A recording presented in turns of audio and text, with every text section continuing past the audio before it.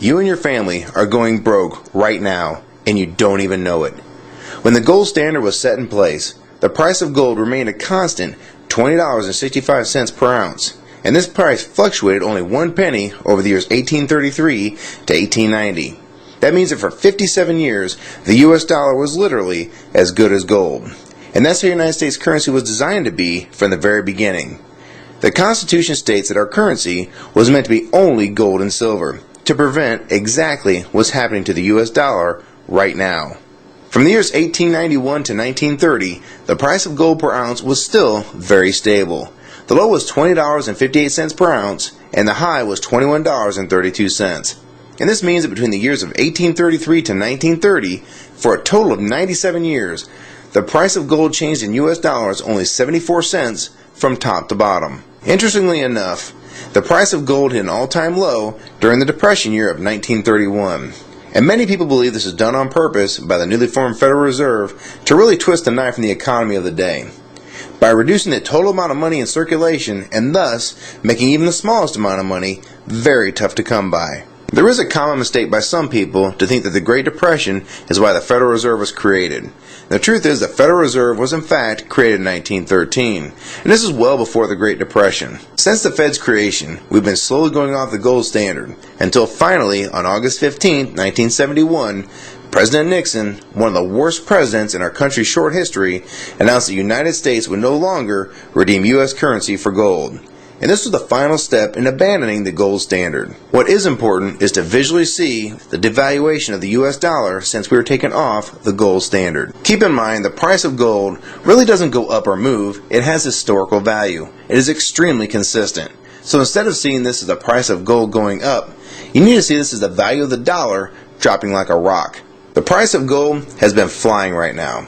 It has recently been as high as $1,030 an ounce, all the way down to $870 an ounce.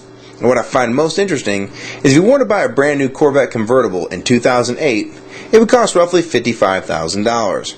So in gold, that'd be roughly 60 ounces of gold at the spot price of $930 per ounce. So at the time when gold was $930, you could basically take 60 1-ounce gold coins, cash them in, and buy that very same car. Inversely, if you remove inflation and the devaluation of the dollar, as that the U.S. currency was still attached to the gold standard, as it was originally intended when this country was founded, that same car being bought with the same 60 ounces of gold would have a gold standard value of only $1,200, or the same 60 $20 1-ounce double eagles. So if that car price today is $55,000 and the gold standard value is $1,200, this means that we're sitting on roughly $53,800 inflation over the last 100 years for a $1,200 item. This brings the original dollar value to roughly 2 cents of today's money.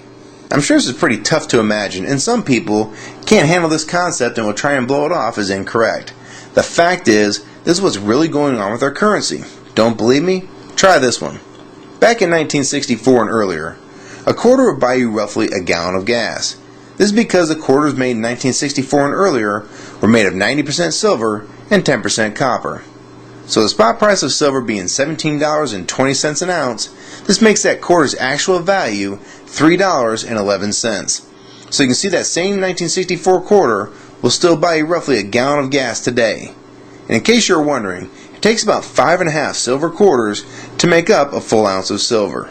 This is a fact. The price of gold may fluctuate with the value of the dollar. But this doesn't change the fact that precious metals such as gold and silver have maintained their value throughout time. And the only thing that changes is the value of the currencies that are not tied to gold and silver. This is what the Founding Fathers warned us about and tried to prevent from happening with the Constitution. What people need to understand is that the excess printing of the United States currency is just another tax on the American people.